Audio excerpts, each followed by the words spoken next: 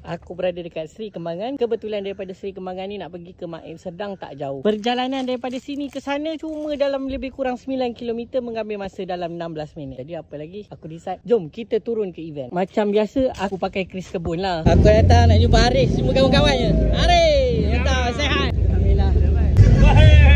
Alright, Betek, sehat? Ya, Alhamdulillah.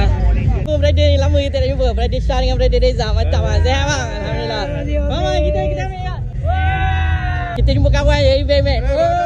Apa? Jumpa member. Tag, share. Nyip. Share like. Mantap lah. Lama tak jumpa. Mantap. Sehat? Sehat. Lama tak jumpa Sehat bang. Lama tak jumpa. Hidup ini terlampau random.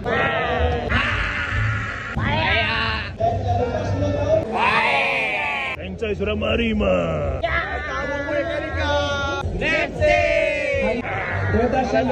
Minum ni.